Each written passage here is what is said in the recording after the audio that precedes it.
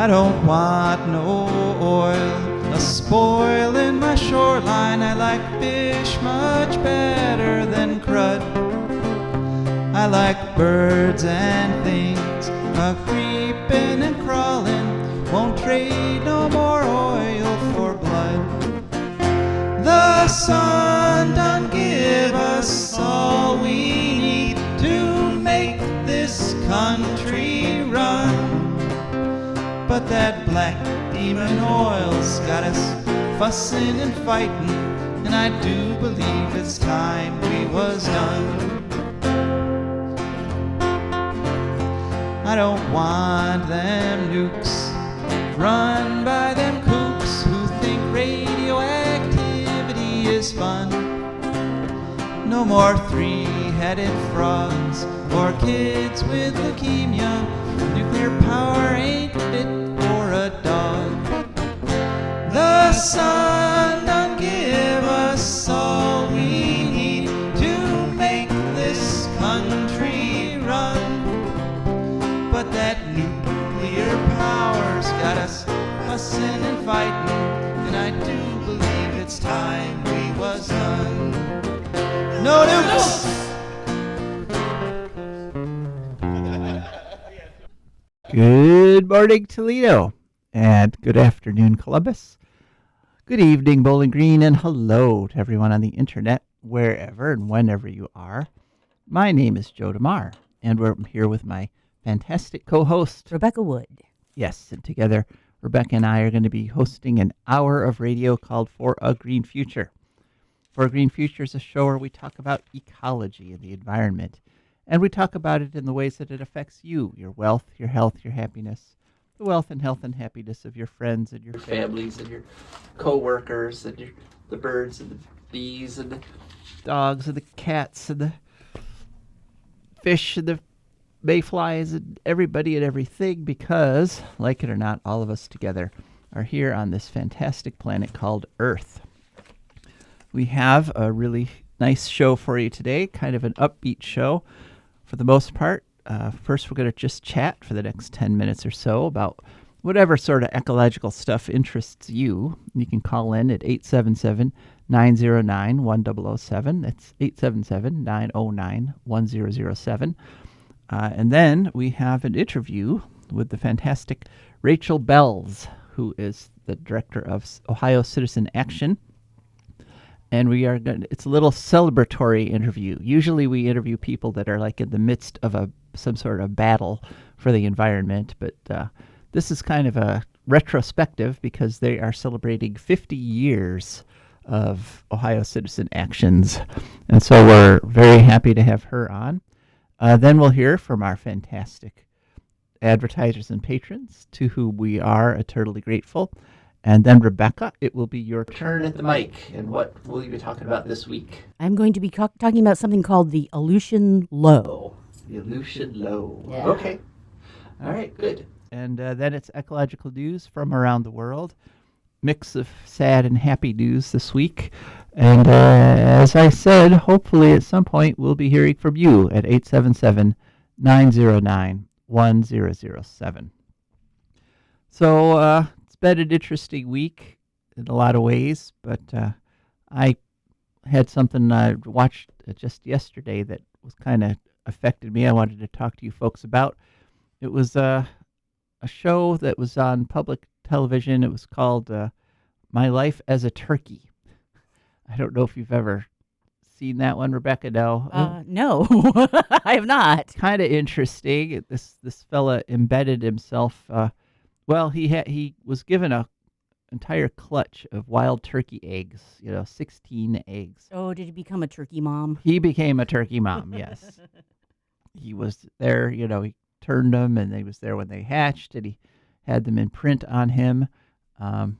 Apparently, that imprinting process, there's like a 20-minute window after they hatch that's when they imprint on, mommy, whatever mommy is at the moment. So, so he became mommy to all these turkeys, wild turkeys, and then raised them all the way to adulthood and basically lived with them. He sort of according to this, what he said in the show is that like he didn't actually see human beings for like a year. Wow. He was like he was a turkey for a year. Because he wanted them to learn to be real wild turkeys. Right. As best they could, yeah. Well, that's big of him, actually. Yeah, all the way to the point where they left him, Aw. at the end, which was heartbreaking for him, but it was healthy for the turkeys to like start relationships with other turkeys and not stay attached to humans. And there was one point in the development of the turkey where this most of the turkeys had left, but this one big Tom turkey who was like a troublemaker through his whole life, came back and was hanging out with him. And the fella thought that they were like brothers, like they were just gonna like be a bonded pair or something. And instead, at one point, the turkey like attacked him because it was that's what male turkeys do. At some point, they have to figure out who's on top, who's the chief turkey, and so who is the biggest, sexiest turkey? Right, exactly. So they actually had a physical fight, and he ended up driving him off. But it was just a reminder that you can get too close to animals. I mean, a wild turkey, a full-grown male turkey, is nothing to mess with. It's like it could be 25, 30, 40 pounds even of wild turkey, and they've got really big talons, and they can fly, so they can like come at you from above, and it's not something you want to mess with. Well, it appears to have ended better than that guy who tried to join the wolf pack recently, and also the guy who got eaten by grizzly bears. Okay, because he thought he was one of them. I did not hear about the guy who tried to join a wolf pack. I think he was mauled. I don't think he actually died. I don't know. Okay, but right. Yeah, he dressed up in a little fursuit, and I guess they did not find it particularly convincing. They did not want him around their cubs. Yeah, poser. Yeah. And it takes a lot to get wolves to maul you.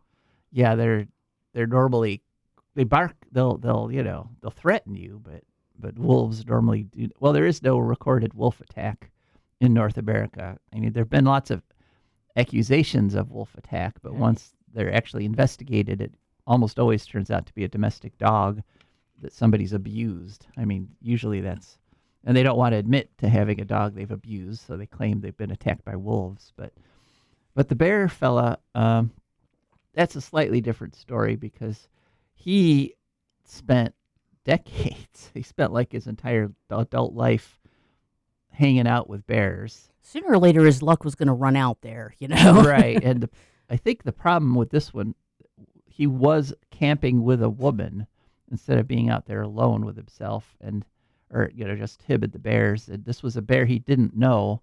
It just kind of came out of nowhere. And but yeah, that fella also, you can get too close to wildlife. Also, he stayed longer than usual. He was staying into the fall when bears are really desperate to put on weight fast. Yeah. And so, So if he'd left like a couple weeks earlier, he might have unsafe time to hang out with bears. Right. When they get kind of desperate. But it was a very interesting thing, and it's kind of interesting because he kept talking about how the turkeys already knew everything. He didn't have to teach them which caterpillars were good and which to avoid, and which is good because he probably does not have well-developed taste in caterpillars. Right, yeah. Although the whole thing was, one of the points of dramatic tension was that he kept feeling like peer pressure to at least have some of the nice grasshoppers, because all the other turkeys were like, you're not even going to eat the grasshoppers? Those are great. What's wrong with you, Mom? Yeah, so eventually he does. Eventually he starts eating grasshoppers. So that's also a sign that maybe you've stayed with the turkeys too long. Yeah. But it was still an interesting story, and at the end, so they taught him how to be a turkey, basically. Yeah, basically, exactly, right. And at the end of the show, it said, that he right now is living with a herd of deer somewhere in the Rocky Mountains.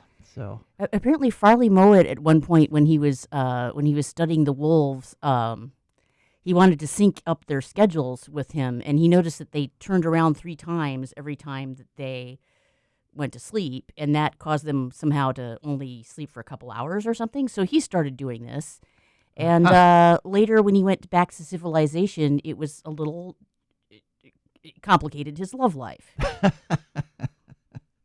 but he had to do the People do not turning like around it thing, when yeah.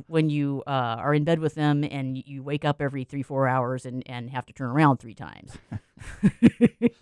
Huh.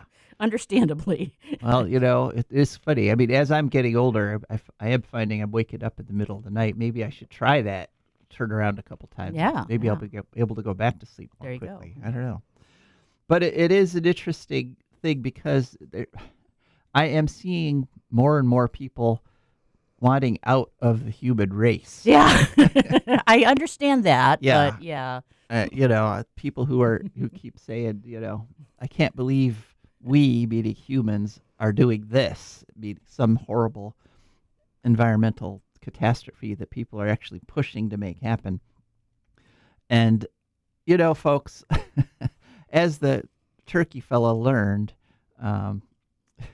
we don't get to get out of the human race, okay? Yeah. You're a member, okay? There's Right. no leaving this club. You could go live with baboons or chimpanzees or gorillas or deer or even turkeys. I mean, I guess what's next would be like rabbits, There right? you go. My life is a rabbit. But How are you at digging? but you're still a human doing those things, right? You don't actually get into the turkey tribe, no matter what you might think or how you might feel about it. And humans, I think we're pretty terrific. I'm not one of these people that wants to get out of being human. We have potential. Yeah. I'm one of those people who has a lot of rapport with the nonverbal. Uh-huh. Mm-hmm. But yeah, humans have their merits. Yeah.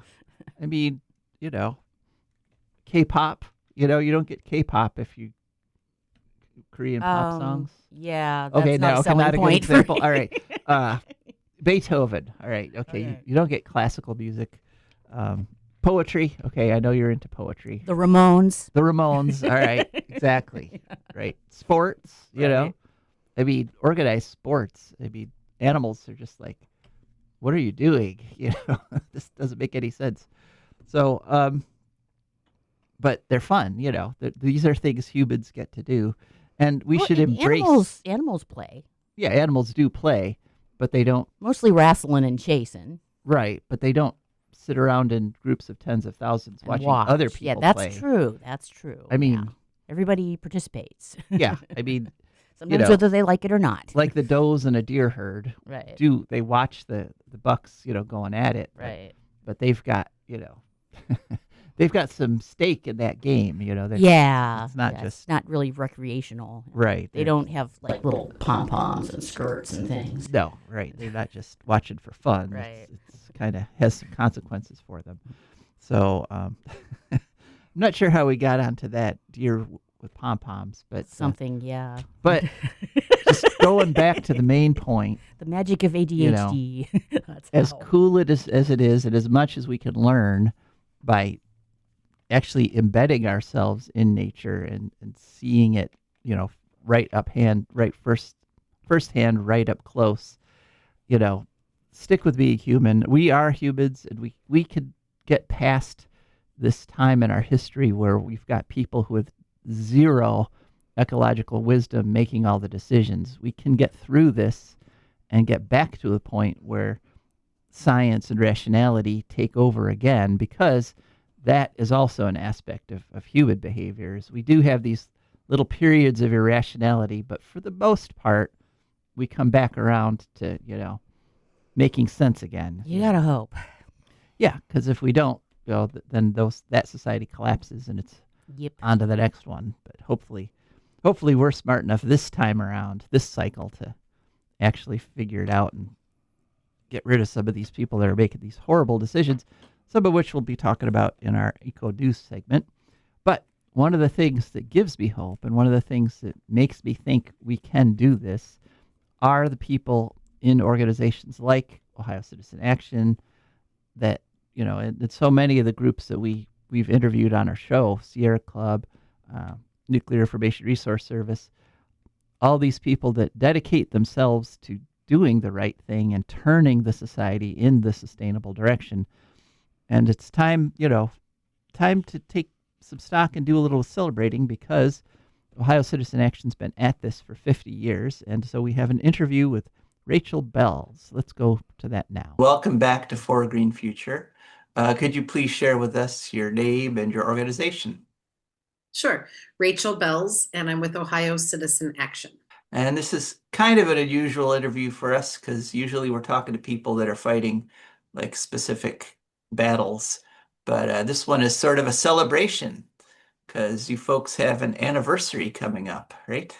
Yes, Ohio Citizen Action is turning 50 this year, and we're doing a big anniversary celebration party in Columbus on September 20th. And as an organization who's worked on community issues, and we solely exist for the kind of issues that you normally talk about, I think it's wonderful that you're talking about us still being here 50 years later, because my goodness, grassroots work it's never been more important than it is right now. Never been more important. And it's also pretty challenging, isn't it? I mean, it's not all glamour and No, no.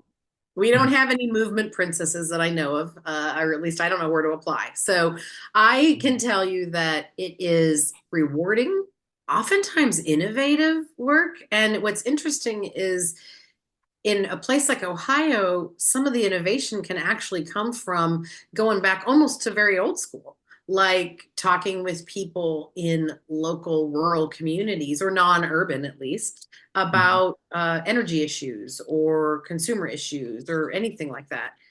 And Ohio is a vast state. And I think that the toughest thing about organizing in Ohio is how many different entities and media markets and communities and townships and counties. There's so many layers of things and ways to organize. But it's also innovative because so many organizations and entities in the Midwest specifically still end up spending most of our time in more urban type communities, or at least not what you would consider rural.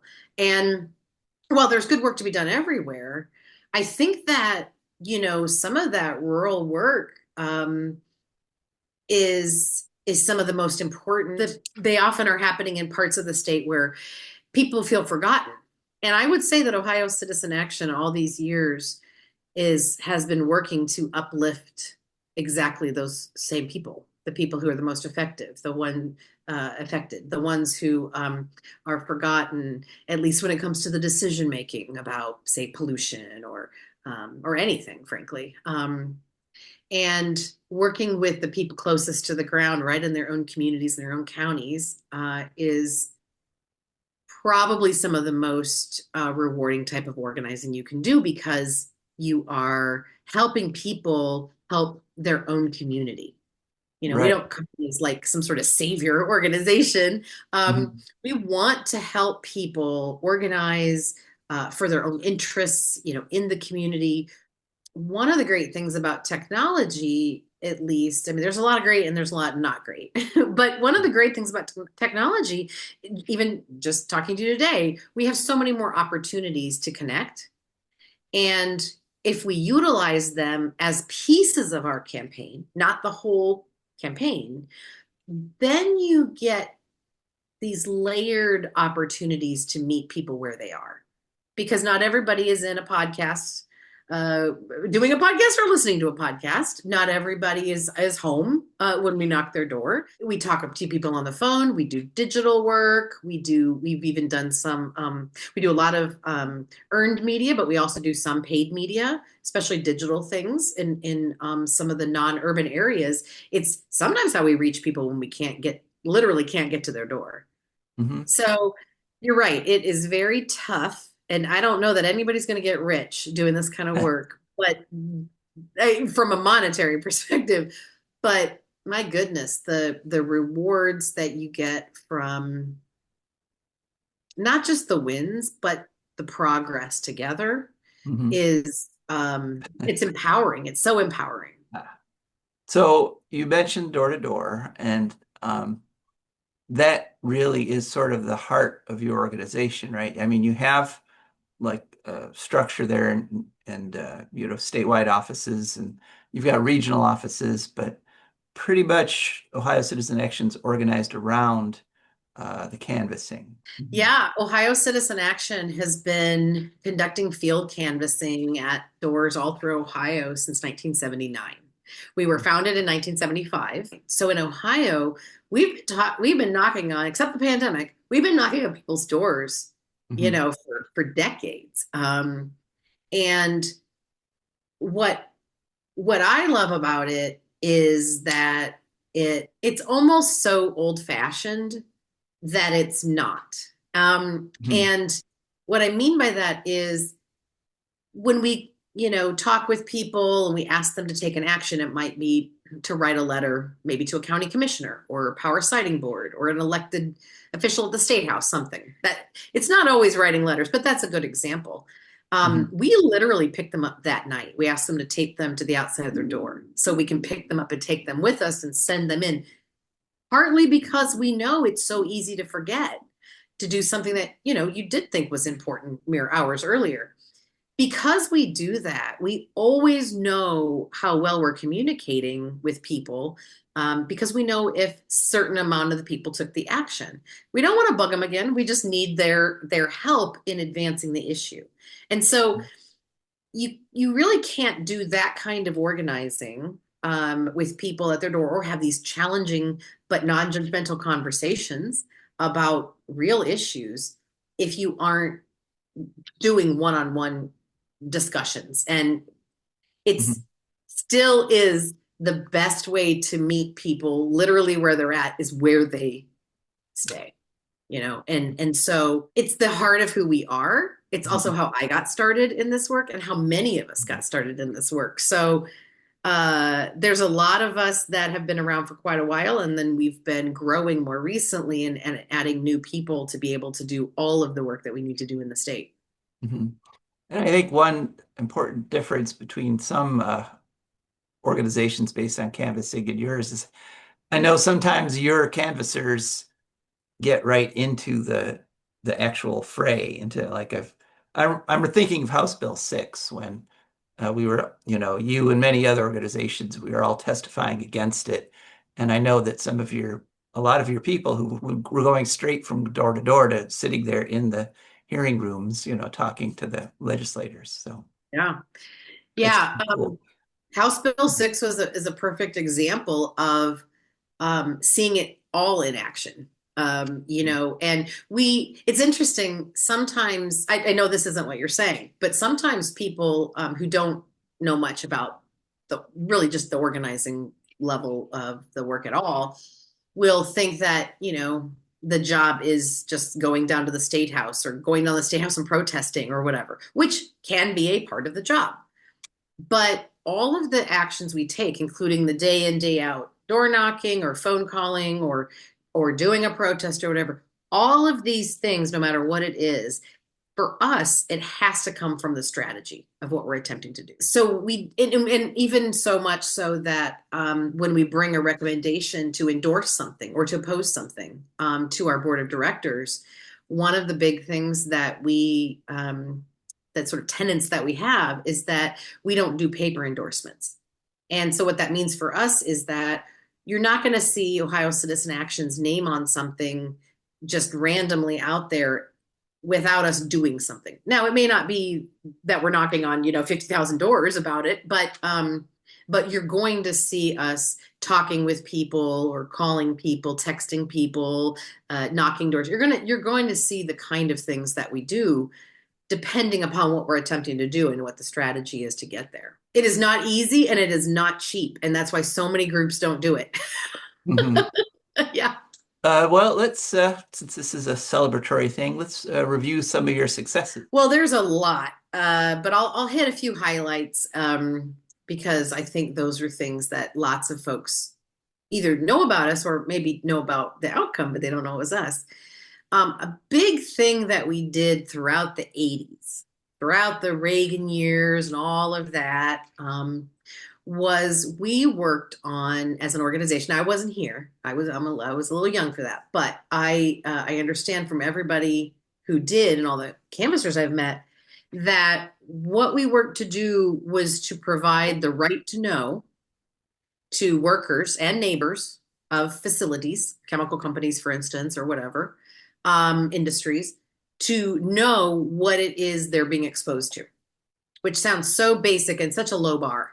And it was, but it wasn't possible. There was no information. And we started this in Ohio, and we had help from a lot of local elected officials.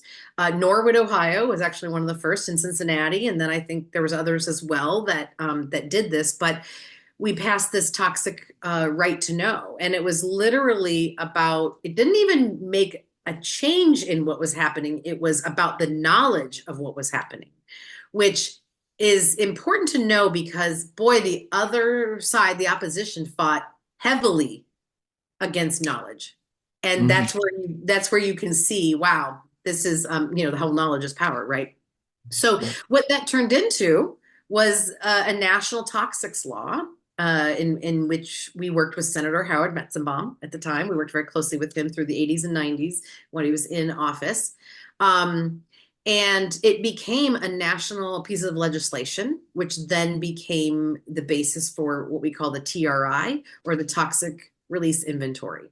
And that is our numbers that are released every year by local or statewide EPAs, or they're called different things, but the Environmental Protection Agency version in each state.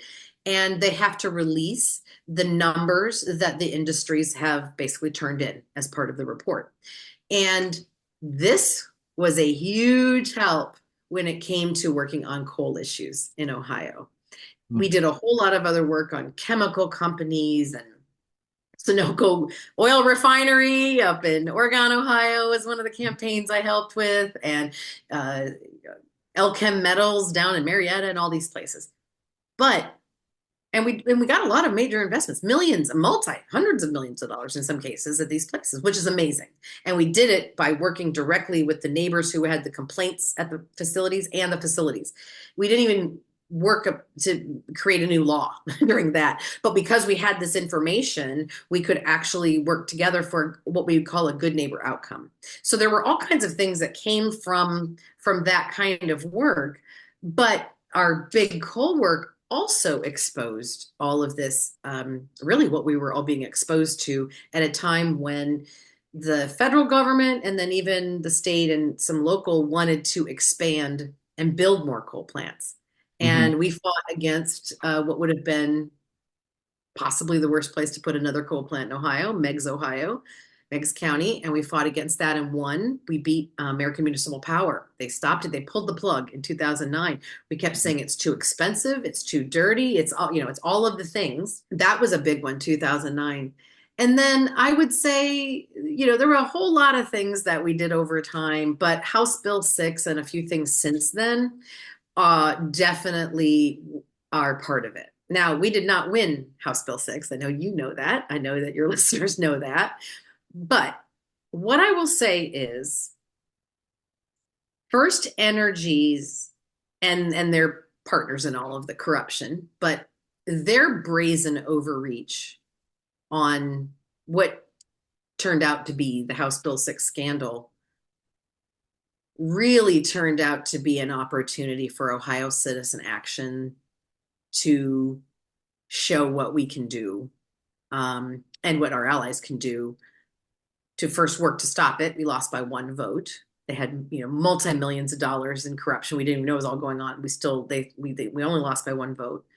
And all of the things that happened since after the year later when Larry Householder, Speaker of the House, was arrested, and all of the things since then, we have continued the drumbeat of accountability and whether it's Crime with DeWine and pointing out the role that DeWine and Houston and others have played, or whether it's exposing Sam Randazzo and all of the others. It is a big part of what we do. So much so that I actually sometimes almost forget that we lost House Bill 6 because we weirdly ended up being able to grow stronger as an organization through the resiliency it took, because all of that happened right before and then during the pandemic. The bill passed, 9 months-ish before most things shut down in Ohio. And then the arrests and all that happened mere months into the pandemic. And so we were shut down for 15 months with our field canvassing. We were not shut down as an organization during the pandemic. We did what a lot of us did and had Zooms and such. But for field canvassing, we'd almost never even been shut down for like barely a blizzard. And then we were shut down for 15 months. That was really, really difficult. And we had to make a lot of big changes here. I sometimes wonder, without House Bill 6, we started a path to fight that has helped to continue us actually as an organization growing stronger, even though I would never want House Bill 6 to be the kind of thing that Ohio would do. Well, and much of it has been repealed. Yes. Much of it has been turned back. Yeah. Yes, that's true. And yes, we all work so closely and hard to get to sort of claw that back. Exactly. Including just earlier this year.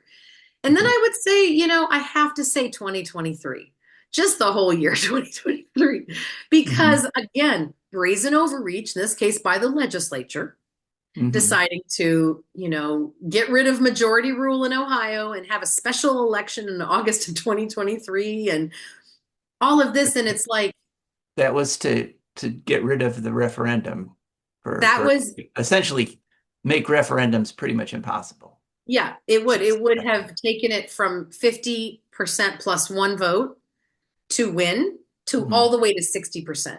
So that is a huge, it doesn't sound percentage wise like it's a lot. I know it is, but that is such a huge difference. And the opposition was doing it at the time they were doing it specifically they thought they could get it passed. And then the reproductive rights the constitutional amendment that fall, so just mere months later, if it would have been 60%, we would not have won. And we did work on that as Ohio Citizen Action. Our board saw it as a public health community issue. And we, not pretending that we led that whole charge, that we're one of the big leaders in August. We played a huge supporting role with doors and phones and everything in November, but we definitely took the lead of the reproductive rights groups who have been working so hard in Ohio for so many years to get to this point. And so the fact that we beat issue one, the issue one in August, and then won the reproductive rights issue one in November, we're still that same Ohio. People kind of forget, with all the presidential crap last year and Sherrod Brown losing and then redistricting losing because of all the craziness. It's easy sometimes, I think, to forget that we're still that 2023 Ohio too, right. And separate from candidates at all, and even separate from the presidential race, I honestly think all of the things we're talking about here is really what makes us more like a real swing state than some presidential race, every 4 years. People can give up on all kinds of opportunities because they look difficult, because they look hard. I look at these things, and I think Ohio Citizen Action, we look at these things as setbacks, certainly. I mean, it would have been great to have redistricting and be actually implementing it this year, but not stopping points. And I think that's such a big part of why we're still here and why we still work with these amazing allies and folks all through the state, and we work on all these different things, and we have such a broad mission. It's all about community, and frankly, not to be very like Pollyanna, but it's a lot about your neighbor. Just a little bit about your big celebration on the 20th. Did I see somewhere evening wear? It seems a little unusual for Ohio Citizen Action. Oh, it's our big event, so we have to make sure we do it up right. So it's in Columbus, Ohio. It's on Saturday, September 20th. There are still individual tickets available on our website, ohiocitizen.org. It's from 6 to 10 p.m. It is, yes, we are encouraging cocktail attire. We have a photographer coming. There'll be remarks from the three people who have been in my role. Ira Arlick, one of the co-founders, Sandy Buchanan, the second executive director, and me. And then we will also be presenting our highest organizational award, the Howard Metzenbaum Award, to Connie Schultz and Sherrod Brown, who are also our keynote speakers. And what I'm excited about is a large part of why they were chosen for this particular award has to do with that belonging and that connection. And they both, individually and together do that in and for Ohio. And the Metzenbaum Award for us is all about celebrating principled tenacity, which is really what we often use to describe Senator Metzenbaum.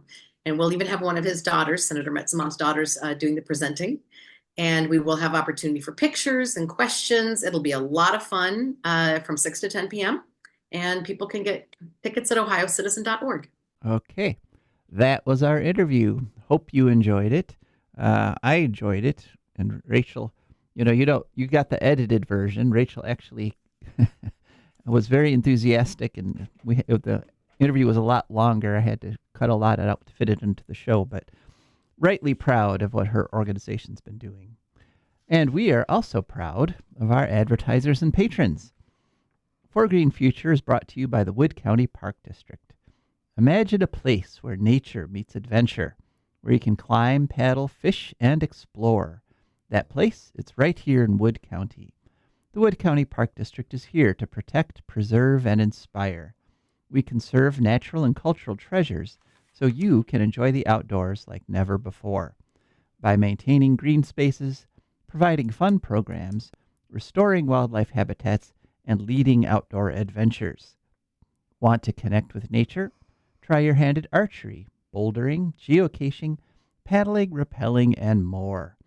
Whether you're seeking experience or a peaceful retreat, our parks are open every day from 8 a.m. to 30 minutes past sunset all year round. Come explore, get outside, experience nature, your parks, your adventures waiting for you. Find us online at wcparks.org or follow on Instagram, Facebook, or X, or call 419-353-1897. The Wood County Park District, preserving nature, creating adventure, and inspiring a greener future. And of course, we are also brought to you by our fantastic patrons. These are people who've gone to patreon.com. That's Patreon. There they searched for Green Future. Up popped our Patreon page, and they chose a membership level that matched their budget. Every month now, a little bit comes out of their account, comes over to us, and that is how we can afford to keep bringing you this fantastic show. Fantastic seems to be the adjective of the day here. So why don't you join them? Yeah, why don't you try that? Go over to patreon.com and take a look at becoming a member. Okay, Rebecca, now it's time for your portion of the show. What are we talking about this week? All right. Well, everybody, you've heard of J-Lo, but J-Lo. Are you ready for A-Low, a.k.a. the Aleutian Low Pressure System? And my uncle actually sent me a thing about, as an article from somewhere about how climate change is negatively affecting people who canoe, and making it less fun, which includes him. And it mentions something called the Aleutian Low Pressure, or they just call it the Aleutian Low. So I really struggled with this one. You might notice me talking very slowly, which is what I do when I'm struggling to understand what I'm saying. If anybody has any corrections, go for it. Call in, I don't know, text Joe, something. Yeah, 877-909-1007. But this is what I got out of it, out of the information that I looked at. The Aleutian Low is a semi-permanent low-pressure system centered near the Aleutian Islands and in the Bering Sea during the Northern Hemisphere's winter. So that would be both North America and Eurasia, basically. It's one of the it's driven by warm seawater compared to cooler land. So when the warm seawater hits the cooler land, this thing happens, where the barometric pressure drops, I guess, which is why it's called a low. Uh-huh. So it's one of the largest atmospheric circulation systems in the Northern Hemisphere. And the Bering Sea, by the way, I had to verify this to make sure I knew, is basically between Alaska and Russia, kind of. Mm-hmm. So, it's important because for many reasons, including that it influences the path and strength of cyclones. Specifically extratropical cyclones, which have a cold core, distinguishing them from typhoons and tropical cyclones. The Aleutian Low has the effect of, when they get near it, it slows them down and they tend to reach maximum intensity. So that's not really what you want. You don't want something kind of very slowly moving over your area with very, very high winds. That's not a fun time. They form in the North Pacific, apparently, and the North Pacific, it's bounded on the east by the entire U.S. and Canadian Pacific coast. Touches the North Pacific, so that's what that is. I wanted to check that one, make sure I knew about that too, and. The low pressure causes extreme atmospheric disturbances and cold waves across North America. But this thing has a nemesis, which is called the North Pacific High, which breaks up the low in summer. It's also sort of divided by Eurasia and North America, those two continents, so it's separated from something called the Icelandic Low in the Atlantic, which means that the northern hemisphere has fewer storms than the Southern Ocean, aka the Antarctic, which I didn't even know that the Antarctic has a lot of storms, but I guess it does. Mm-hmm. So, the strength of the Aleutian Low influences the primary production in the water column. Primary production being the process of marine organisms converting inorganic into organic carbon. So it's live stuff making dead stuff into live stuff.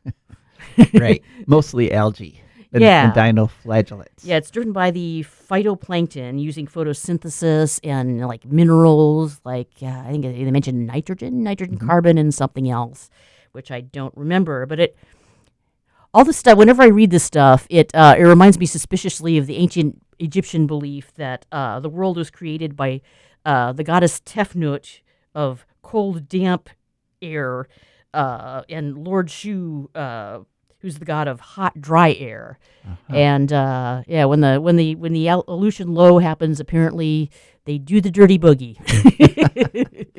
Interesting. It's weird that they knew that, because that is actually kind of what happens. Huh. Different kinds of air hitting each other is what makes everything happen. All right. All right. Okay. Well, I did not know about the Aleutian Low, so thank you. Me neither. All right. Next, on to ecological news. And unfortunately, we have to sort of counter the breezy optimism of our interview with the Ohio Citizen Action. There's another very worthy organization that we've had guests on from them before. It's called the Center for Health, Environment, and Justice. And they've also been around this organization was created 44 years ago by Lois Gibbs. And unfortunately, I got a letter from them, and I thought it was just another fundraising letter, which I put on my pile of fundraising letters. And when I have a little extra money, I try to, dump some into there. But unfortunately, this was a letter dated June 30th saying that they are shutting down, and they're going to shut down by the end of September. And this was a fantastic organization that's done all kinds of wonderful things for the environment. It was started by Lois Gibbs, and it was right after the Love Canal incident, which Love Canal was a situation in New York, in Niagara Falls, New York, where 20,000 tons of toxic waste was buried in a canal that they then covered over with some clay and built houses on, and poisoned basically everyone in that neighborhood who moved in there. And then actually, so those houses were all abandoned and torn down, and then they put another layer of clay on and built new houses, and more people moved in, and they all got poisoned too. So, Oh boy. but we forget that up until then, this is up until about 1980, it was common. This is just what chemical companies did with their waste, is they literally just dug holes and buried them, often right in the middle of neighborhoods and cities. Great. And Lois Gibbs and her organization, she's the one who fought for the Superfund law and fought for the regulations that have stopped this pretty much. That, so for the past 50 years, you can thank Lois Gibbs and her organization, Center for Health, Environment, and Justice, for the fact that you don't have a brand new stinky toxic waste dump right in your neighborhood, because it was a huge scandal. And she also, 1980 was when the Superfund was established. 1981 is when she formed this organization right after that. And since then, basically the number of hazardous waste dumps has kind of frozen. They've expanded the ones that have existed since then, but and also Rachel talked about the right to know law. Well, she also in 1986, her organization helped push through a citizen's right to know law, which is where you get to find out, just as a citizen, not just an employee, what chemicals are in the toxic waste dump in your neighborhood. They've had a lot of other successes, like they got convinced McDonald's to stop using styrofoam. They did a huge campaign against dioxin, which is one of the most toxic chemicals. And in fact, dioxin releases have got reduced by 90% because of their actions. And so they've saved literally millions of lives, kept people from getting sick from toxic chemicals. And it's really sad that they're closing down shop. And I have to wonder if it might not be partly because of the lawsuit that the Greenpeace has lost, because the Greenpeace helped the organizations that were organizing the Standing Rock protests, and for that they're getting fined $600 million. CHEJ, their model was to help other organizations organize against things like toxic waste dumps in their neighborhoods, and so being a helper now looks like might be illegal thanks to horrible court decisions. So I'm wondering if that might have something to do with it, because they're opening themselves up for liability just by doing what they've been doing for 44 years. So we'll miss them, but they have definitely a record to be proud of. Next story, Science magazine, June 30th of 2025. Title is Scientists Identify Culprit Behind Biggest Ever U.S. Honeybee Die-Off. So we reported before that this was literally the worst die-off of honeybees ever recorded. About 2/3 of all honeybees died over the winter. And the USDA says it's viruses, and specifically viruses that are spread by mites. And they're sounding the alarm because these mites have all become resistant to amitraz, which is the last pesticide that was effective to mites specifically. And it's very difficult to have a pesticide that kills the mites and not the bees, because they're very similar critters. But it looks like the very last one we've got no longer has effect. So the honeybees are getting bitten by the mites, which carry the viruses, which are killing off the honeybees. But as we've reported before, this is only part of the story. And one of the reasons that these viral infections are becoming fatal to honeybees instead of just, like a illness you get over, is because glyphosate, the herbicide glyphosate, causes insect AIDS. Oh my. Yes. Goodness. The glyphosate gets into the system and it blocks melatonin production. And for insects, melatonin is kind of like the way we have white blood cells. The melatonin is what clumps onto the viruses and makes it possible for the insect's system to deal with them and fight off an infection. So the virus may actually be the bullet, but the glyphosate is the gun. And so this is echoed by somebody from the Keystone Policy Center, Matthew Mullica, who pointed this out. But our USDA is limited now. They everything they say publicly has to be vetted politically. So they couldn't respond to Science magazine's request for more information because they weren't able to get it past the vetter. And so they're not making this connection. And another reason we know that this is probably what the problem is, that the herbicide is killing the bees, is that people who are raising honeybees in their backyard whose bees aren't being exposed to agricultural chemicals like glyphosate, their bees are not dying off at 2/3, per winter. Their bees are actually increasing in number. So yeah, because my urban farmer friend who raises bees says they had their annual checkup and they're doing just fine. Exactly. So that's what we call a control group in a scientific experiment. The bees that aren't being exposed to glyphosate aren't going extinct. So hopefully they'll come to their senses on that.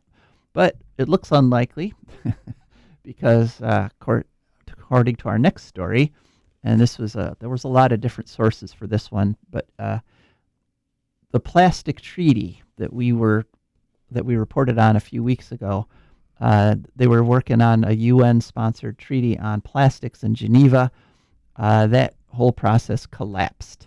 Uh-oh. And the reason it collapsed is because the USA joined Saudi Arabia, Iran, and Russia in saying we don't need a plastics treaty. Well, specifically, we don't need to limit production.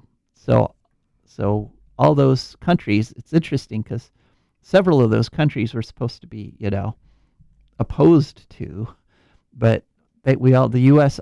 they all joined together to say we should be able to produce infinite amounts of plastic. There can't be any kind of limit on the amount of plastic, even though 90% of the plastic gets out into the environment and ends up in ecosystems. Only 10% gets recycled. And it's important to note that recycled plastic itself also often then ends up in the environment, because like if you have a plastic-based park bench, for example, you might have seen those. They're out in the sunlight. They start, degrading just like regular plastic and eventually produce microplastics that end up in the environment. So what we really need is an agreement, a global treaty against the production. And this was the sixth attempt. 180 countries agreed to create a plastics treaty back in 2022. Unfortunately, what's happened is the oil barons, as oil demand decreases because so many countries are going big into electric cars and other forms of heating and cooling, they are turning to plastic to keep their profits going, and so they did not want this to happen. And this was all under the auspices of the United Nations Environment Program, and so it's very unfortunate that that this has failed, and it's unclear when they're going to pick it up again. Okay, next story. Brian Nesvik. He has just been approved to be the the Fish and Game Director of the National Wildlife Service, and he is horrible. It was interesting because predictably, yeah, we are actually, when you just Google Brian Nesvik and the National Fish and Wildlife Service, the first page of things are all positive, talking about how wonderful he is, and most of those are government agencies saying, "Oh, we're so happy," but also Audubon kissed up to him quite, and predictably groups like the Western Landowners Alliance, which are anti-wildlife, kissed up to him, and so that's what you get. You have to scroll down to the next page to find that the Wolf Conservation Center says this is terrible. Sierra Club says it's terrible. This guy basically has no inkling of ecological science. when he was a fish and game director for Wyoming, he was in charge of, so he tried to kill off all the grizzlies and wolves in Wyoming, and B, he was in charge of elk, and he wanted there to be lots and lots of elk for the hunters. So he created these essentially concentrated feed lots for elk where they dumped lots of elk food. And so the elk naturally came and ate it all, but elk aren't supposed to concentrate like that. And so there's been a huge disease. It's called hoof rot, and half the calf population, half the elks now lose half their calves. Oh my God! Because they're getting sick because this guy, who's now head of the U.S. Fish and Wildlife Service, thought he could just raise them like cows and But feed why them. don't you just get a job in a slaughterhouse if you want to kill something that really, is just sitting there like Yeah. a sitting duck? I know. And his big thing was, we reported on this story, was the wolf torturer, the guy who caught a wolf and brought it into the bar and tortured it in front of all the other bar patrons. It was a big scandal, and this is when this guy was head of Wyoming Fish and Game, and so he fined that guy $250. Oh my goodness! Terrible. Well, he'll never do that again. No, so Unless he really feels like it. All right. He has an extra $250. yeah. So need to counter that with some good news. The Eastern Shoshone tribe and now the Northern Arapaho tribe have reclassified bison as wildlife Good. instead of being, feedlot animals, just being raised for beef, which means they get to roam wild on their reservations again. Yay. So far it's only 2 out of 54 designated range units on the reservations, but there's a fellow named Jason Belz who is working hard to get that across the country. All right, so that was some good news to end on. Got more news. We'll get to it next week. Thank you so much for listening. This is Joe DeMare, And Rebecca Wood. and we are signing off.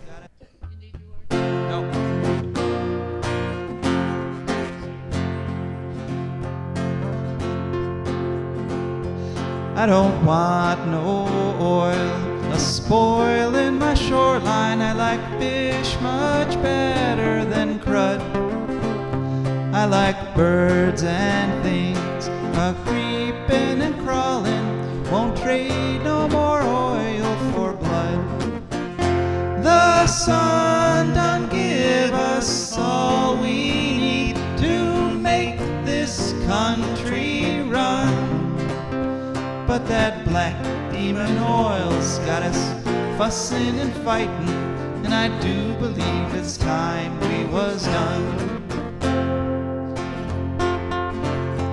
I don't want them nukes run by them kooks who think radioactivity is fun.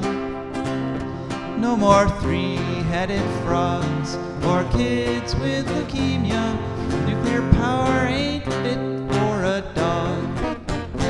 The sun done give us all we need to make this country run. But that nuclear power's got us fussing and fighting, and I do believe it's time we was done.